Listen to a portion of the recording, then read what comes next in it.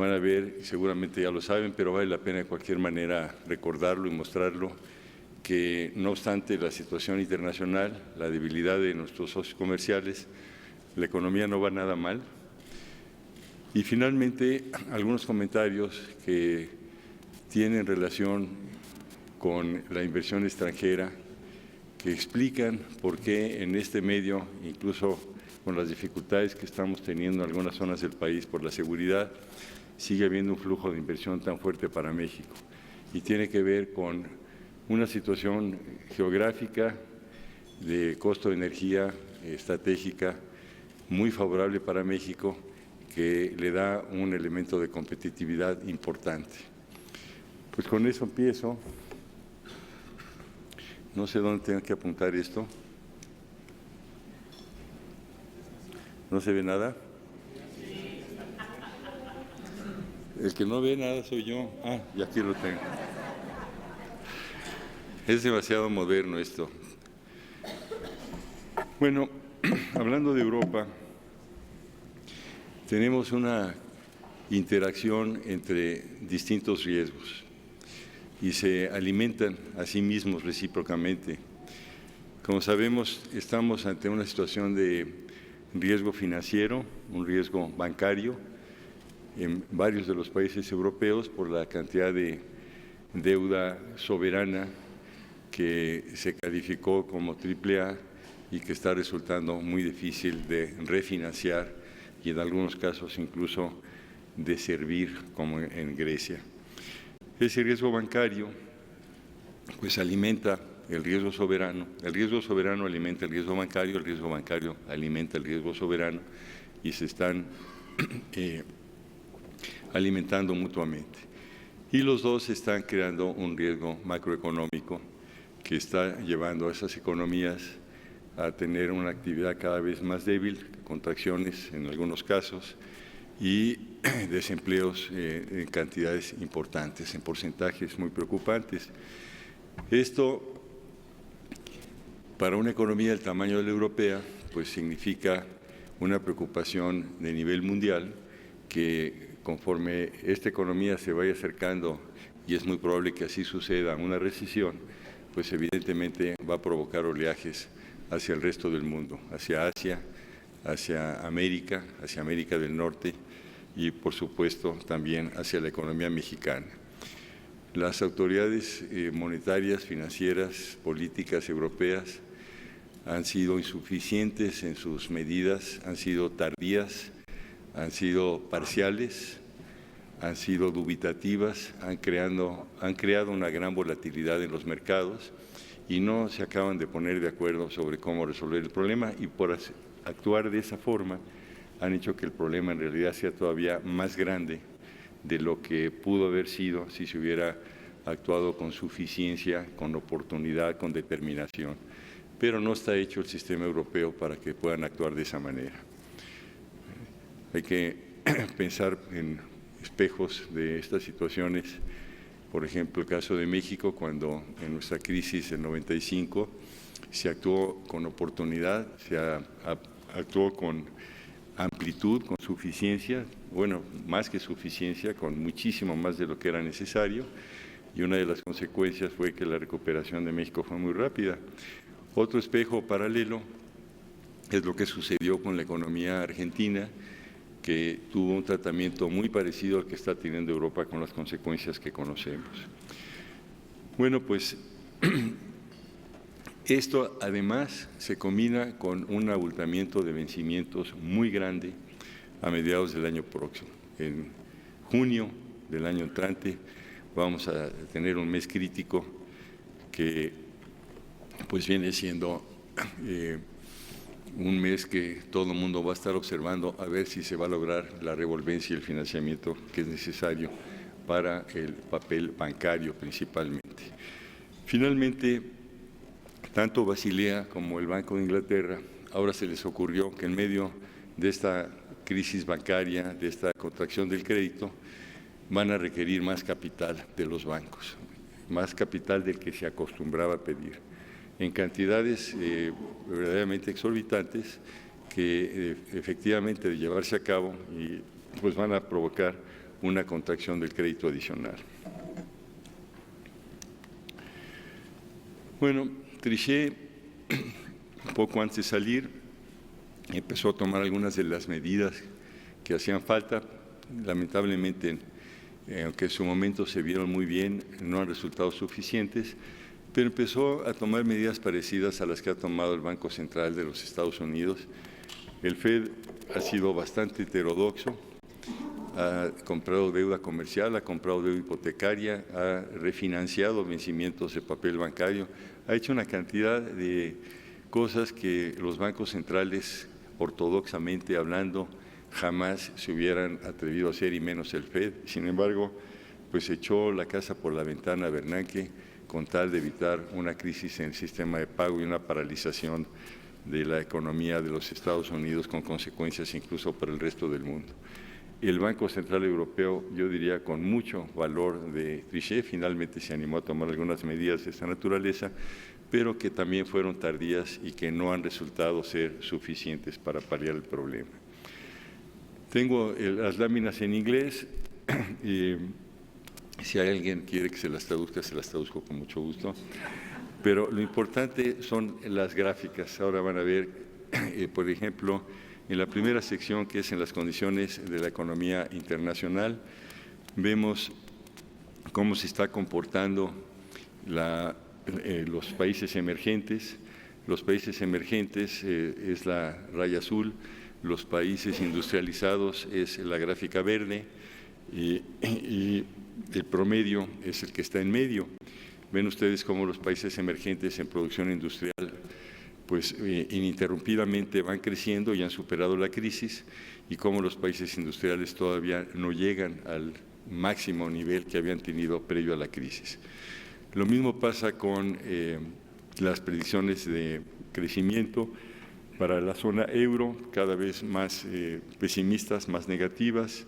Estados Unidos más o menos plano, y la zona euro, bueno, pues también bastante mal. Japón es el peor, y bueno, Japón, además de su situación financiera, ha tenido unos problemas adicionales que todos conocemos. Aquí vemos que la confianza de los consumidores americanos sigue mal y cayendo. Vemos que, bueno, no se ve, pero todos sabemos que la tasa de desempleo está alrededor del 9%, y su balance fiscal con un déficit gigantesco que no alcanzan a corregir, al contrario, si acaso tratan incluso de expandir el gasto todavía más. Pasamos a México y a su medio macroeconómico. En México la producción industrial ya recuperó los niveles previos a la crisis. De manera, yo diría, sorprendente, la parte de servicios, que es la parte en cuanto a proporción de la economía más importante, va bastante bien. No solo recuperó lo que tenía, y posiblemente explique eso, que se siguen creando empleos todos los meses. La última cifra, que la del último mes, con 123,000 empleos adicionales dentro del sector formal, no deja de llamar la atención en un medio en el cual en todas partes del mundo estamos viendo declinaciones en el empleo. Y este es el empleo formal medido por la información del Instituto Mexicano del Seguro Social. Las exportaciones son otro renglón que va creciendo muy fuerte desde México. Ven ustedes el total, ven ustedes las exportaciones a Estados Unidos, y ven en la raya verde las exportaciones a países distintos de los Estados Unidos. Y aquí se está dando un fenómeno que no habíamos observado en mucho tiempo, salvo un poco antes de la crisis, y es que estamos diversificando de manera, yo diría ya ahora sí significativa, en nuestras exportaciones. Su destino ya está cada vez más canalizándose a países distintos de Estados Unidos, y esa parte sigue mostrando un dinamismo impresionante. Pero en general las exportaciones van muy bien y ya superaron el nivel anterior a la crisis y siguen creciendo. Las ventas en los establecimientos comerciales también van muy bien. Aquí ven ustedes las ventas a minoristas y las ventas de mayoreo. La industria de la construcción, más o menos no ha recuperado su nivel anterior, pero va creciendo fuerte y ya próximamente lo debe alcanzar. Y igual la parte de maquinaria y equipo, que es otro renglón importantísimo de la inversión.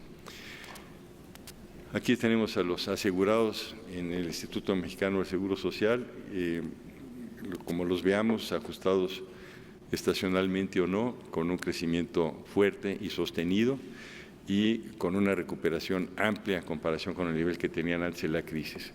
La tasa de desempleo nivelada, la urbana cayendo, y vemos que las negociaciones salariales, si observamos la gráfica de la derecha, se mantienen dentro de rangos que mantienen la competitividad de la economía mexicana. No hemos visto que se disparen en las contrataciones colectivas los salarios.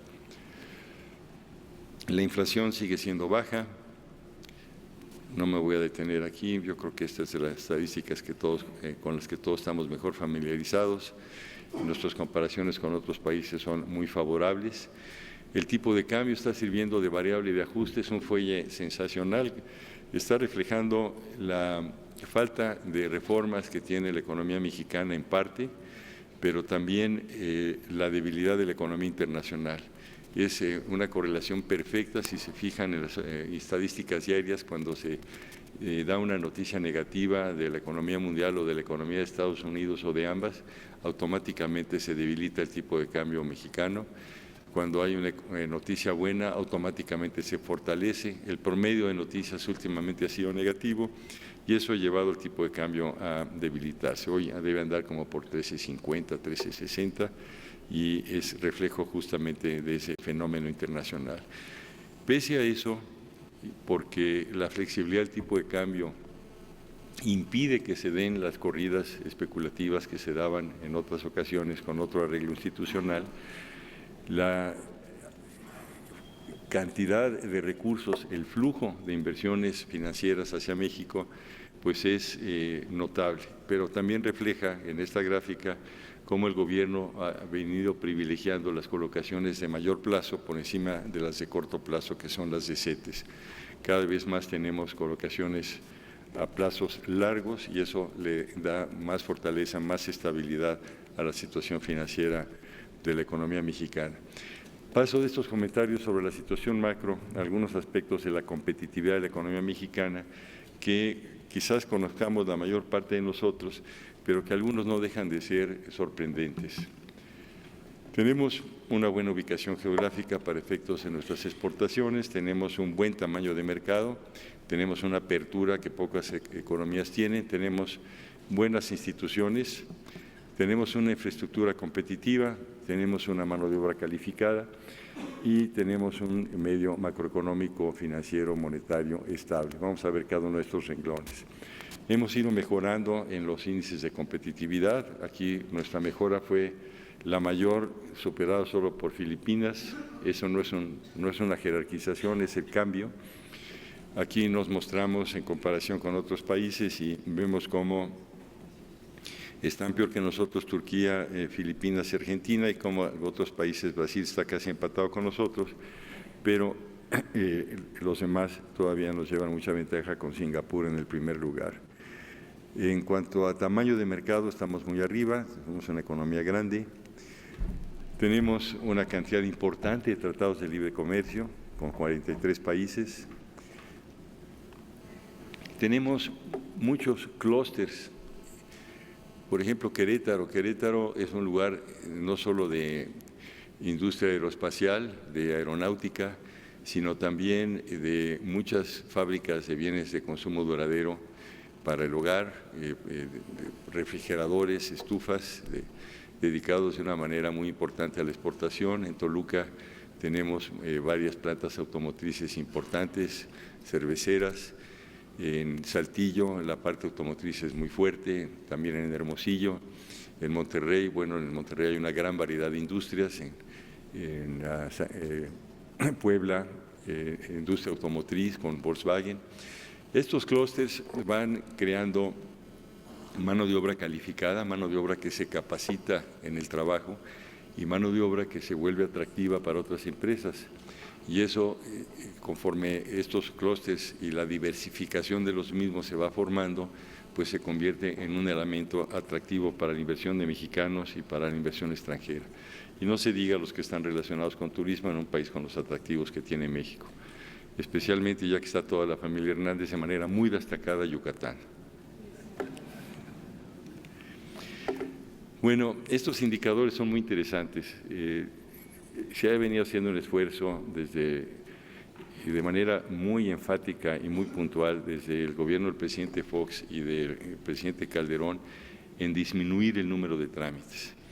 En esta clasificación, que es internacional, no es del gobierno, México tiene un lugar destacado y una caída fuerte en el número de trámites para registrar una empresa, iniciar que empiece a trabajar.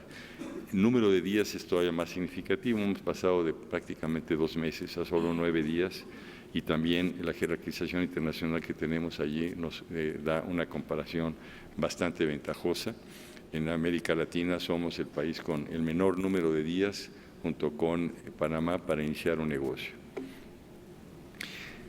La infraestructura, tenemos un número importante de aeropuertos, con excepción del de la Ciudad de México, privatizados. Por eso el de la Ciudad de México está también con todos los problemas que tiene. Espero que se privatice pronto. Varios puertos de altura que tienen buen calado y que también con la privatización de las APIs funcionan bastante bien. Hemos mejorado enormemente nuestra competitividad en materia de logística, en tiempos y en costo.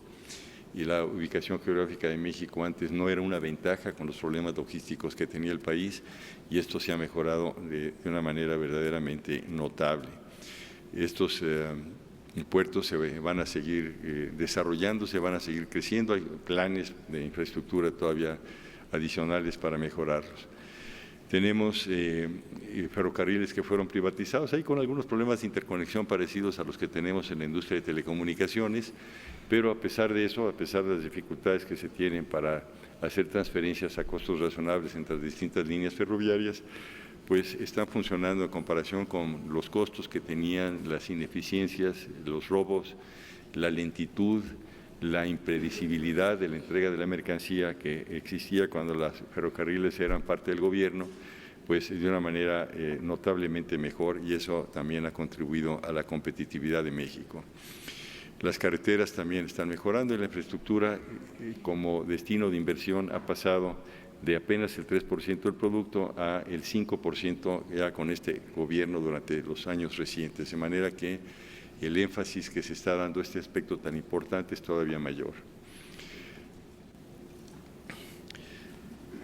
Este dato es, yo creo, revelador del atractivo que tiene México para jalar inversiones, además de los anteriores. Fíjense cómo se ve el margen del costo de la importación de vehículos hacia Estados Unidos desde distintos orígenes. Nos comparamos con Portugal y con Hungría, pero somos mucho más competitivos que Corea, que Brasil, que Taiwán y que China. En camiones igual, allí les ganamos a todos los demás. Por eso hay tanta inversión en industria automotriz de partes y terminal en nuestro país y por eso estamos observando este fenómeno de exportación. El gas natural es otro fenómeno porque es un insumo industrial importantísimo para muchos procesos, no solo como combustible, sino también como materia prima, y de ser muy caro en América del Norte, yo me acuerdo hace unos 11, 12 años, llegó a alcanzar alrededor de 12, 13 dólares la unidad térmica británica, ahora está abajo de 5 dólares, 4 dólares y fracción, mientras que en Asia, en Europa, pues anda por los 12, 13, 14 dólares. Este es un elemento de competitividad geográfica también muy importante. Es el resultado de las explotaciones de los campos de Berea, los tar sands en Estados Unidos y Canadá, que le han dado a toda la región de América del Norte un abastecimiento adicional y ha contribuido a que bajen considerablemente los precios por esta abundancia de la oferta. Me brinco esta, aquí simplemente menciono que ya el desarrollo en telecomunicaciones en México por penetración es más o menos importante.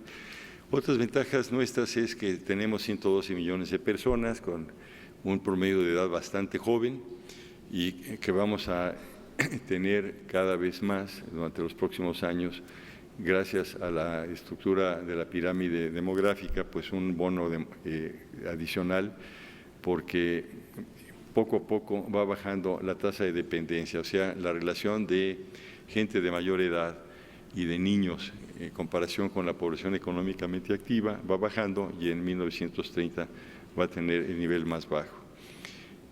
Otro elemento es el número de ingenieros que estamos graduando cada año. Yo recuerdo cuando se privatizó las truchas, eso fue ya a los mediados del gobierno de Carlos Salinas. Nos costó mucho trabajo vender las distintas plantas porque el gobierno se las arregló para que las distintas plantas usaran tecnologías distintas y no se pudieran conectar. Y habíamos invertido la friolera de 25,000 millones de dólares aproximadamente en las plantas y en la infraestructura alrededor de las truchas. Pero bueno, aunque se vendieron en cantidades ridículas porque no valían más, se han convertido en plantas industriales importantes. En aquella época, los indios que compraron una de estas plantas se refirieron a los ingenieros mexicanos que encontraron como de calidad mundial. Y yo les acredito que en la empresa en la que trabajo, nuestros ingenieros del POLI, de la UNAM, de la Universidad Metropolitana, del ITAM en telecomunicaciones, de la Ibero, de universidades públicas o privadas, son de magnífica calidad y estamos produciendo más ingenieros por persona que en los Estados Unidos, en números absolutos más o menos el mismo. Es un número que sin duda cuenta por su calidad y por su abundancia para estar atrayendo inversión, porque es un ingrediente importante de muchas de las plantas con las que se están viniendo los inversionistas extranjeros. Somos el 9º país con la disponibilidad más grande de talento en tecnología de la información en el mundo. También tenemos esa especialidad y la tenemos en abundancia.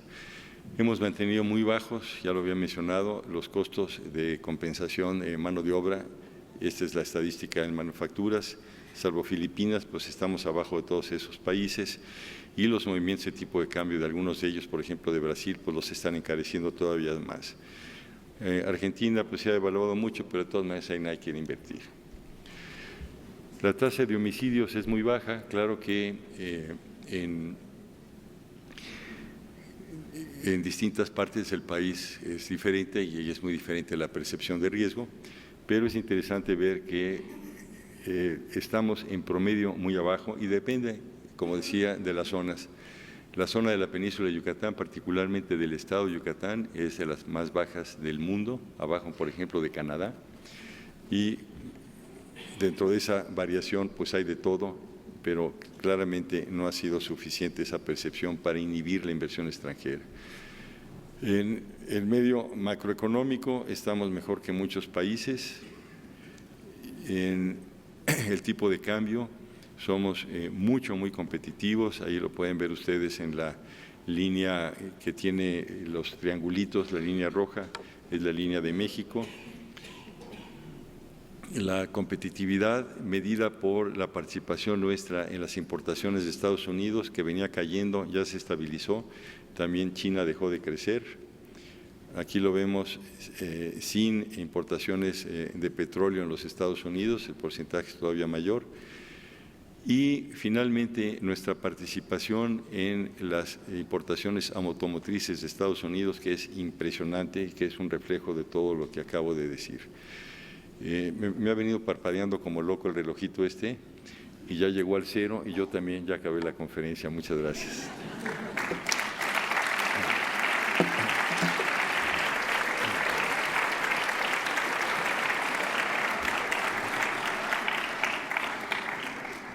Alejandro, ¿están previstas preguntas o ya terminamos? Hay espacio para dos preguntas. Dos preguntas, qué bueno. ¿Que sean dos? Si quieres tres. No, dos, está perfecto. ¿Qué tal? Doctor Francisco Gil, una pregunta con respecto al sector que representa, al sector de telecomunicaciones, en cuanto a cómo puede mejorar la competitividad, qué es lo que usted estaría pues, reforzando, porque han habido muchos cambios, pero qué otros cambios podrían mejorar el servicio y el precio para la gran mayoría de los mexicanos en el tema de telecomunicaciones. Cómo no, muchas gracias por la pregunta. Miren, yo diría que este gobierno es el primero en muchos años en estar fomentando a través de distintas acciones la competencia en el sector de telecomunicaciones y la bajada en los costos. El primer cambio se dio con permitirle a las empresas cableras que ya estaban ofreciendo internet y televisión, también iluminar en ambos sentidos sus fibras ópticas y ofrecer comunicación de voz, telefonía. Eso simplemente no se les autorizaba. Y uno de los cambios de la postura liberal de Luis Telles en esta materia, que fue muy importante, es que a la cablera que se presentaba a solicitar una concesión de voz, automáticamente, sin mayor trámite, se le concedía.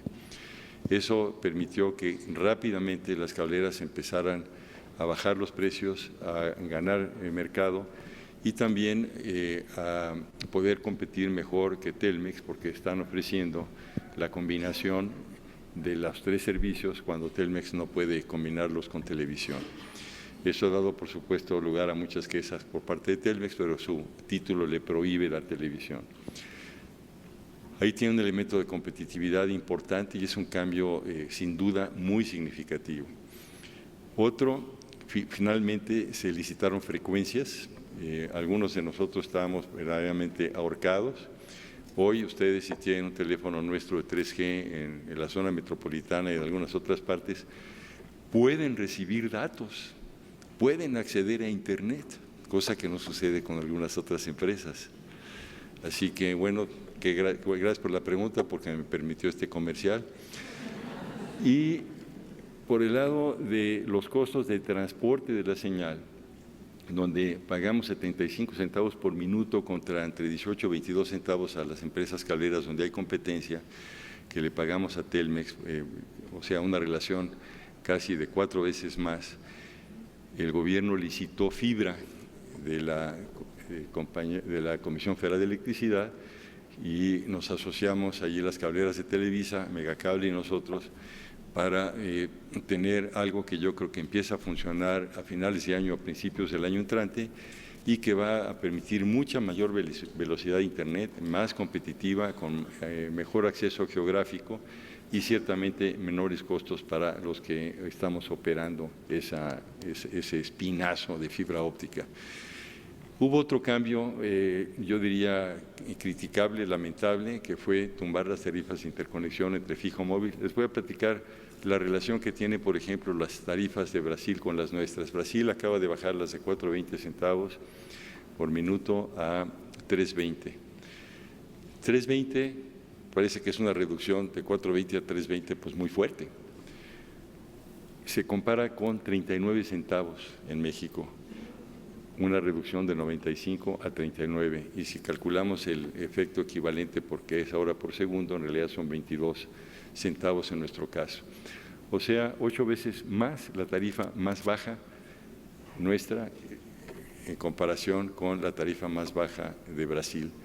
¿Y qué es lo que dice Brasil a propósito de su tarifa de interconexión? Pues que es la tarifa que se usa para fomentar la cobertura, por eso la tienen en ese nivel. Y Brasil por eso tiene una penetración de telefonía móvil muchísimo mayor a la nuestra, no obstante que el ingreso por persona en Brasil es sensiblemente menor al ingreso de México.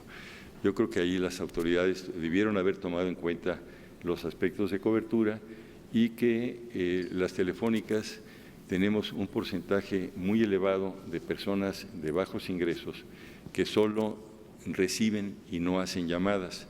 La tercera parte de nuestra clientela y de Telcel no hace llamadas. Bueno, habla por el teléfono cuando le hablan, pero no lo usa para activar una llamada. ¿Y quiénes son? Son choferes, plomeros, carpinteros, electricistas, en general, gente que vive del trabajo independiente, que compra un teléfono de prepago, que le pone 30 pesos o 10 pesos para que esté iluminado el teléfono y que no quieren gastar su recarga, lo tienen prendido solo para recibir llamadas porque son, pues, artículos de trabajo, son medios profesionales. Yo diría que se ha avanzado mucho en el terreno de las telecomunicaciones, han bajado sensiblemente los precios en los últimos años en términos nominales y reales, y que el gobierno, salvo este aspecto que yo creo que debe reconsiderar, ha hecho por primera vez medidas trascendentes importantes para mejorar el sector telecomunicaciones, que es tan importante por la competitividad del país.